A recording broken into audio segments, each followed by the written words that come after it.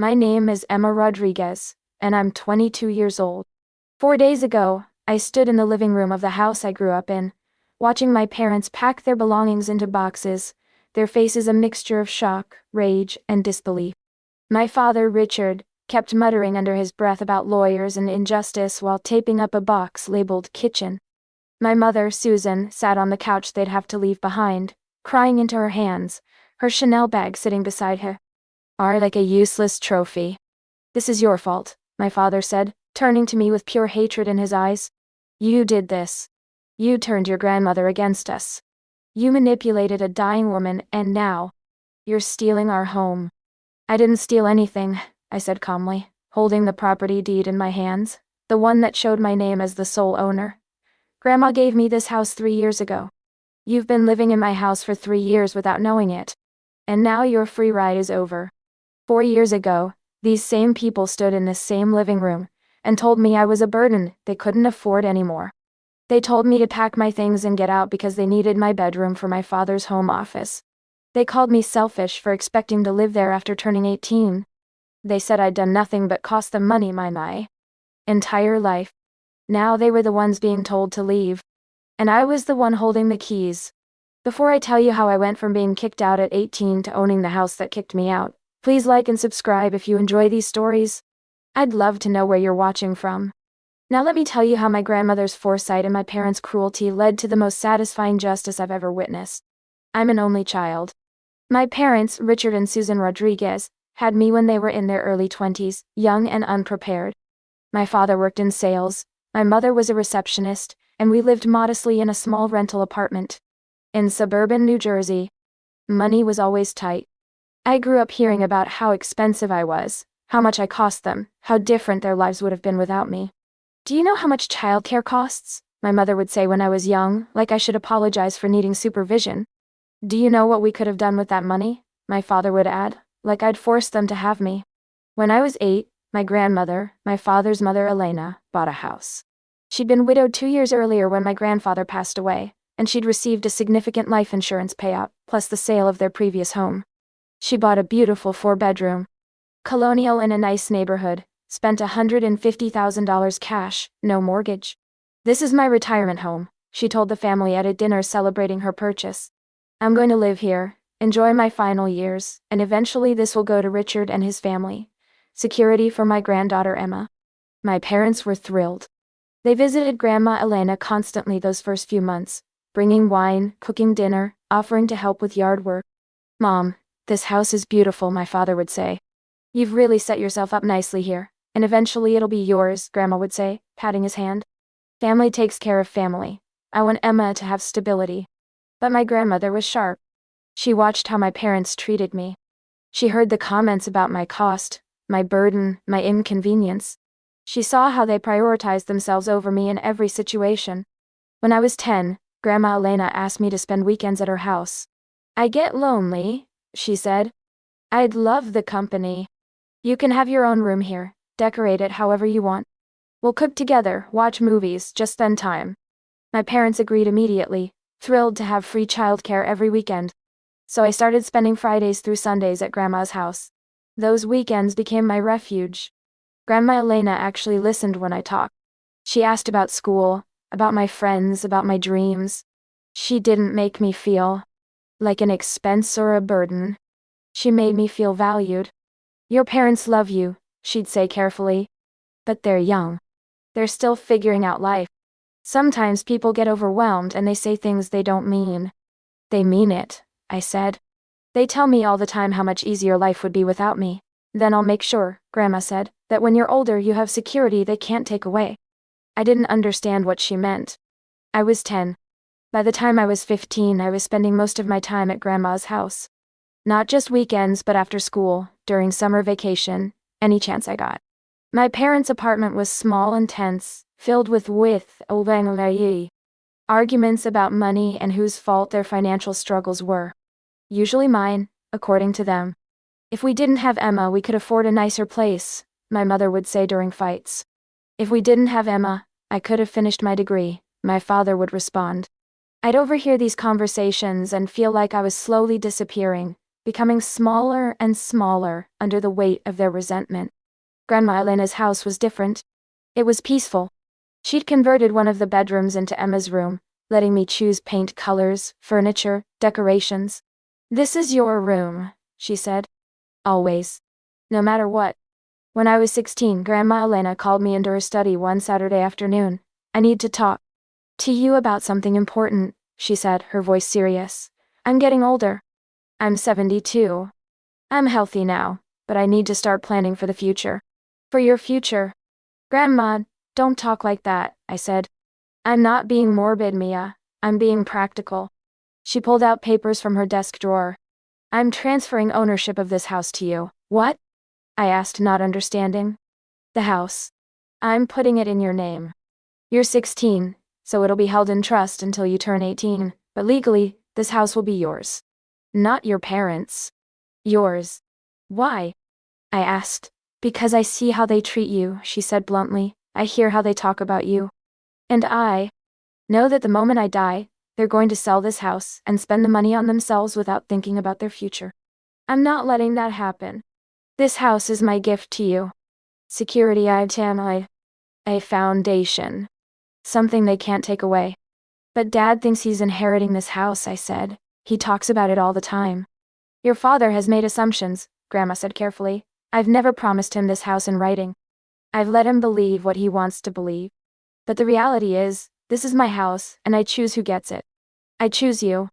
"He's going to be so angry," I said. "Probably," she agreed. "But you'll be 18 when the trust transfers. You'll be a legal adult. And this house will be yours, free and clear. No mortgage, no debt. Just yours." We went to her attorney that week. The paperwork was drawn up, notarized, and filed. The house was transferred into a trust with me as the beneficiary, taking effect on my 18th birthday. Grandma Elena remained on the deed as trustee until then, meaning she could still live there and maintain it, but ownership would automatically transfer to me. My parents knew nothing about it. Grandma Elena made the attorney promise confidentiality. "They don't need to know until Emma turns 18, she said. "Let them believe what they want." My grandmother lived in that house for 2 more years. I spent nearly every day there during my junior and senior years of high school. I helped her with housework, yard work, grocery shopping. We cooked dinners together. We watched her telenovelas. We talked about everything. My college plans, my dreams, my fears about the future. "You're going to be fine, Mia," she'd assure me. "You're smart, you're kind, and you have a house. Do you know how many 18-year-olds have a house? You're going to have stability your parents never gave you." 2 months before my 18th birthday, my grandmother died. Heart attack in her sleep, quick and peaceful. The funeral was large, family and friends filling a church to mourn her. My parents cried, devastated by the loss.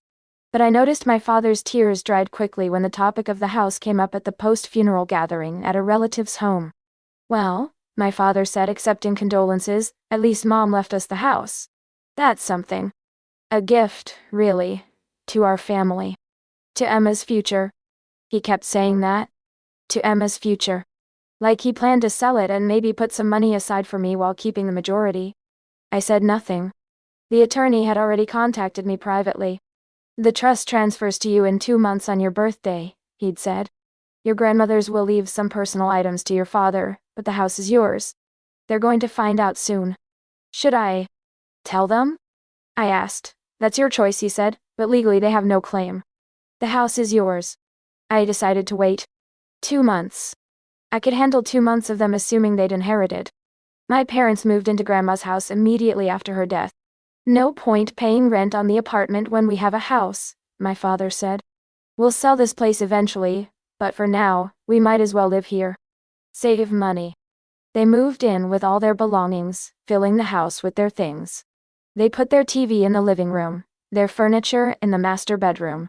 My mother redecorated, removing Grandma's pictures and replacing them with modern art she'd bought at Home Goods. Emma, "You'll stay in your room," my mother said, "for now. Once you graduate and figure out your plans, you'll need to find somewhere else. This house is going to be ours, and we'll need the space." I stayed in my room, the one Grandma had made for me, and I waited. On my 18th birthday in May, the trust officially transferred. I received a call from the attorney. Happy birthday, Emma. As of today, you are the legal owner of the property at 245 Maple Street. I'm sending you the updated deed and all relevant paperwork. Congratulations. The deed arrived by courier 3 days later. I took it to my room and put it in a folder without telling my mere parents. I'd graduated high school 2 weeks earlier. I'd been accepted to a local community college, planning to start in the fall. I'd gotten a part-time job at a retail store to save money. My parents had made it clear they wouldn't be helping with college costs. You're 18, my father said. Time to be independent. We spent enough money on you. Figure it out, my mother added. Get loans, scholarships, whatever. We did our part. 1 month after my birthday, on a Saturday morning, my parents called me into the living room. They sat on the couch, looking serious. My father had papers in his hand. Emma, sit down, he said. We need to talk about your future. I sat. You're 18 now, my mother began. You've graduated, you have a job. It's time for you to launch into independence and figure out your adult life. Your mother and I have been discussing it, my father continued. And we've decided it's time for you to move out. You need your own place. We need the space here. Space for what? I asked. I'm converting your bedroom into a home office, my father said. I'm expanding my sales operation, working from home more. I need a dedicated workspace. Your room is perfect for it. Where am I supposed to go? I asked, though I already knew this conversation was coming. Grandma had predicted it 3 years ago. That's for you to figure out, my mother said. You're an adult. Adults find apartments, get roommates, support themselves. We've done our job raising you. 18 years of providing for you. Now it's your turn to provide for yourself. This is our house, my father added, our space. You're welcome to visit, of course, but you can't live here indefinitely. It's time to move forward. When do you want me out? I asked calmly.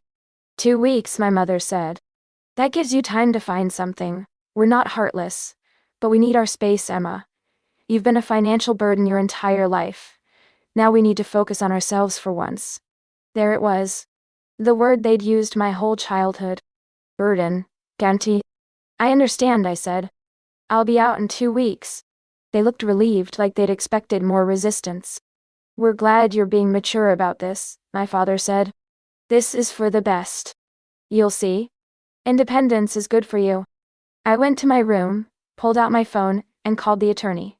They just asked me to move out, I told him, out of my own house. Are you planning to assert your ownership? He asked. Not yet, I said. I want to see how far they'll go.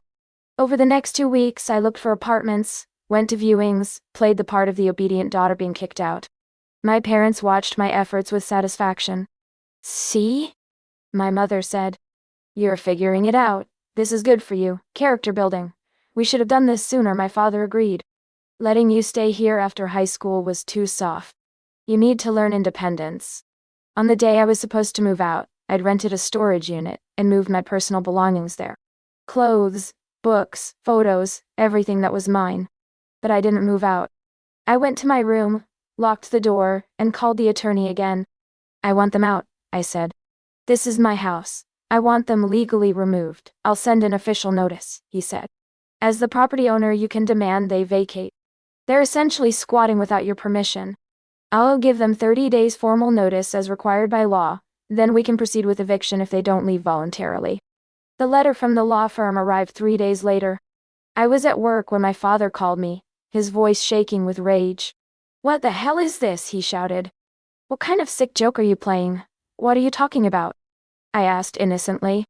We got a letter from a law firm, he said, saying we have 30 days to vacate the property. Saying the legal owner is demanding we leave.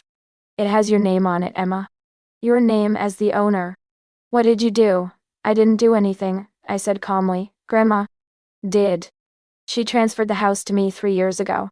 It's been mine since my 18th birthday. I'm the legal owner. You've been living in my house without permission. Silence. Then that's impossible. Mom left this house to me. I'm her son. You're just her granddaughter. Check the deed, I said. Check the property records. My name. Not yours. Grandma made sure I'd have security you could never take away. And now I'm asking you to leave. You ungrateful little bitch, my mother's voice came through the phone. She'd clearly grabbed it. After everything we've done for you, Fed you, clothed you, gave you a roof over your head for 18 years. This is how you repay us? By stealing our inheritance? I didn't steal anything, I said. This was Grandma's house. She gave it to me. You assumed it was yours, but she never promised it to you in writing. We'll fight this, my father said back on the phone. We'll contest it. You manipulated her. She was old, probably senile. No court will let you steal your parents' house. She wasn't senile, I said. She was sharp until the day she died. And she had 3 attorneys verify her mental competency when she made the transfer. It's ironclad. The house is mine. You have 30 days. I hung up. If you've ever been called a burden by your own parents, if you've ever been told you cost too much and aren't worth the investment, leave a comment below. Subscribe if you want to hear how my parents reacted when they realized the burden they kicked out now owned the roof over their heads. Because the next 30 days were absolute chaos. My parents didn't leave quietly. The first week, they refused to believe it was real. This is some kind of mistake? My father insisted when I came by to check on the property. Your grandmother wouldn't do this. She loved me. I'm her son. She loved me more, I said simply. And she saw how you treated me. She made sure I'd be taken care of. We took care of you, my mother shouted. 18 years, we fed you, clothed you, gave you everything. You gave me the legal minimum required to avoid CPS intervention, I corrected. You told me constantly what a burden I was. How much I cost. How your lives would be better without me. Grandma heard all of it. She made her decision based on that. So you turned her against us, my father accused. No, I said. You did that yourselves every time you complained about me in front of her. Every time you called me expensive. Every time you made me feel worthless. She saw it all, and she acted on it. The second week they hired an attorney. We're contesting the transfer, their lawyer informed my attorney. Undue influence and potential elder abuse. Emma Rodriguez manipulated an elderly woman into signing over valuable property. My attorney responded with 3 years of medical records showing Grandma Elena's perfect mental health, 3 separate competency evaluations from the time of transfer and testimony from her attorney about her explicit reasoning. Mrs. Rodriguez wanted to ensure her granddaughter had security. She was concerned her son would sell the property and spend the proceeds without considering Emma's future. This was her choice, made freely, and with full mental capacity. The claim of undue influence is baseless. Their attorney dropped the case after reviewing the evidence. You don't have grounds, he apparently told them. You need to vacate. Week 3. They stopped paying utilities. If this is your house, my father said when I confronted them, you can pay the bills. We're not paying rent or utilities for a house you apparently own. I took over the utility bills and added them to the debt I was mentally calculating they owed me. Because I'd decided something. If they wanted to make this difficult, I'd make it expensive. I filed for back rent. 3 months at market rate for a 4-bedroom house in our neighborhood. $2,400 per month. $7,200 totaled up. You owe me rent for the time you've lived here since I took ownership, I told them through my attorney. Pay it or it gets added to the eviction judgment. We're not paying you a damn thing, my mother screamed when the demand letter arrived. You're our daughter. You should be paying us for raising you. I was a child, I said. You were legally required to raise me. I don't owe you reimbursement for doing the legal minimum. Week 4, the day before the 30-day notice expired, they still hadn't left. I filed for formal eviction. The sheriff's department served them papers. You have 7 days to vacate before enforcement, the deputy told them. My father tried to argue with the deputy. This is our house. My mother left it to us. This girl forged documents. The deputy looked at the paperwork. Sir, according to county property records, Emma Rodriguez is the legal owner. You're being legally evicted. I suggest you hire a moving company. Those final 7 days were brutal. My parents didn't pack. They sat in the house, my mother crying, my father drinking and muttering about lawyers and injustice. You're destroying this family, my mother told me when I came by. You're tearing us apart over a house. You called me a burden and threw me out, I reminded her. You told me I'd cost you enough and it was time to focus on yourselves. Remember that conversation? In this very living room? Where you told me I had 2 weeks to get out. Of your house? This was our house, she insisted. No, I said. It was Grandma's house. She let you believe you'd inherit it. But she gave it to me. Because she knew you'd throw me out the moment it suited you. She was right. We raised you, my father said, his words slurring slightly. 18 years we sacrificed. We gave up our dreams, our money, our time. And this is how you repay us. You didn't sacrifice, I said. You resented. Every birthday, every Christmas, every parent-teacher conference, you made it clear I was an obligation. A burden. A cost you couldn't wait to shed. Well, congratulations. You shed me. And now you're realizing that burden owns your house. Naming. The eviction enforcement day arrived. I'd hired a moving company at my expense to pack their belongings. I'm not heartless like you, I told them. I'm having everything packed professionally.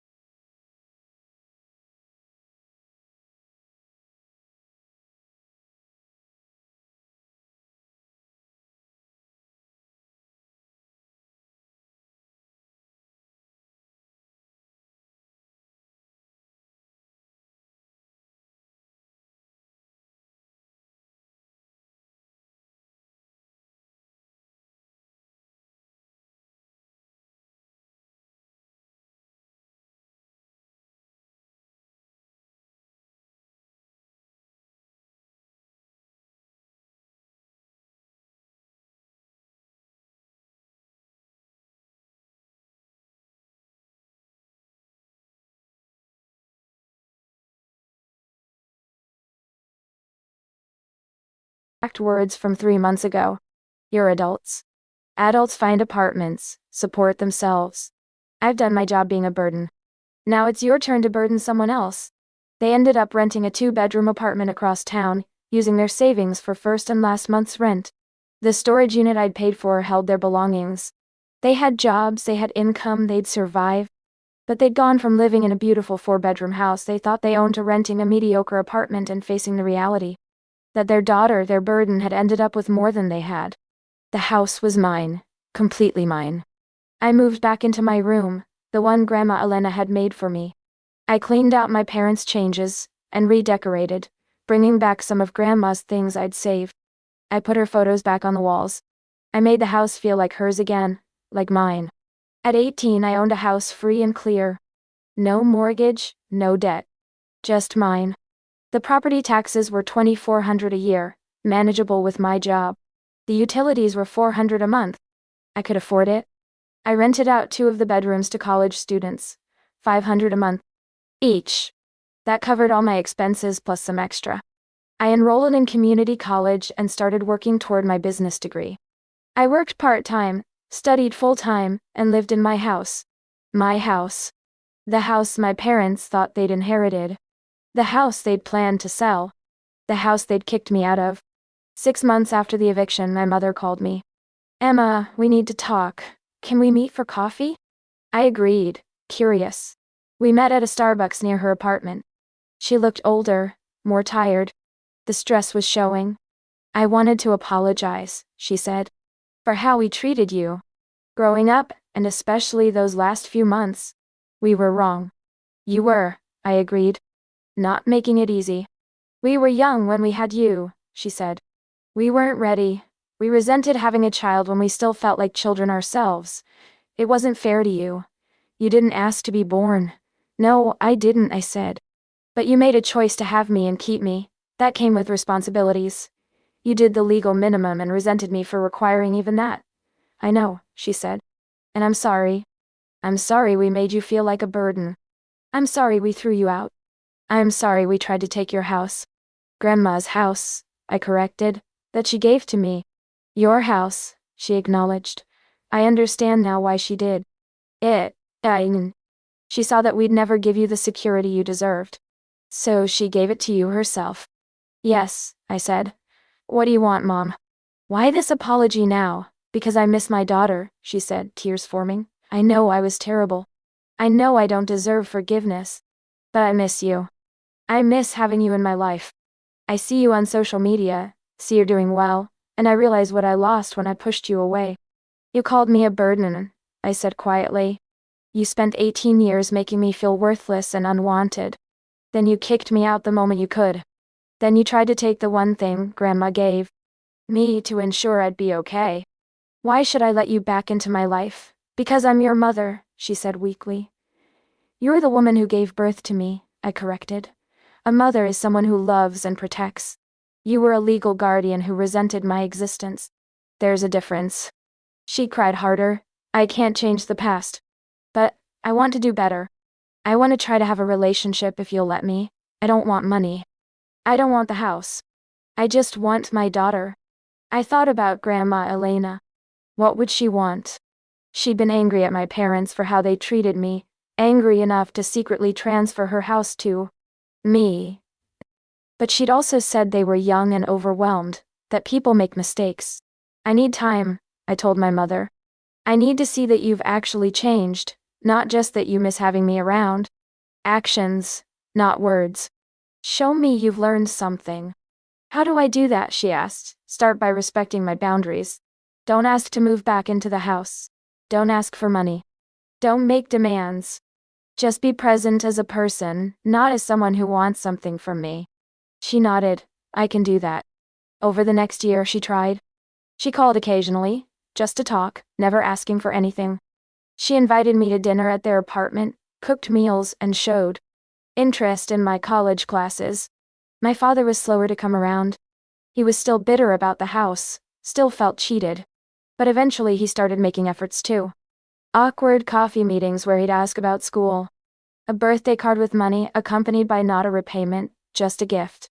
I'm 22 now.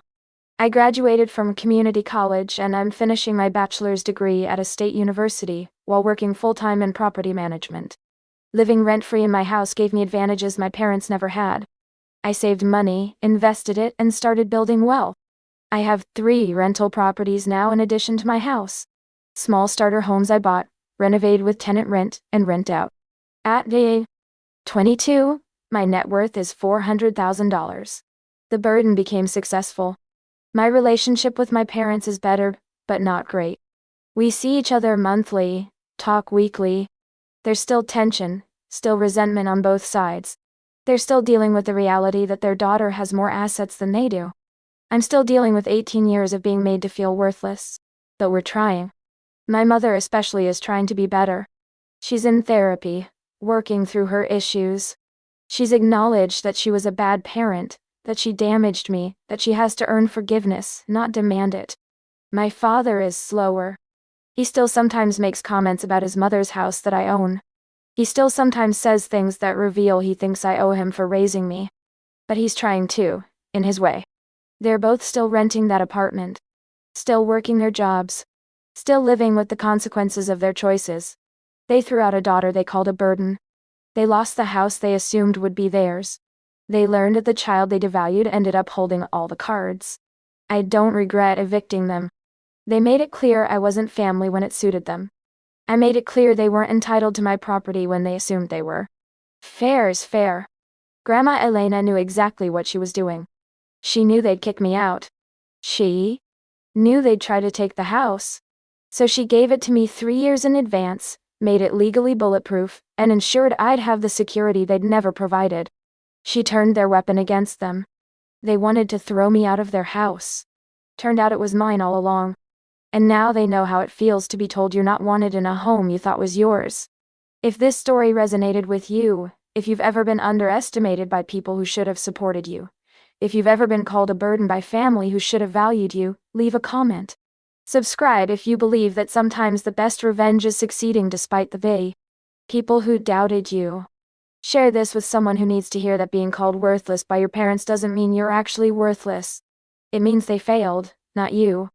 Remember, you're not responsible for your parents' failures. You're not required to forgive people who hurt you just because they're family. You're allowed to protect yourself, set boundaries, and build a life that proves every doubter wrong. That burden they threw away might end up owning everything they thought was theirs. And that's not revenge. That's justice.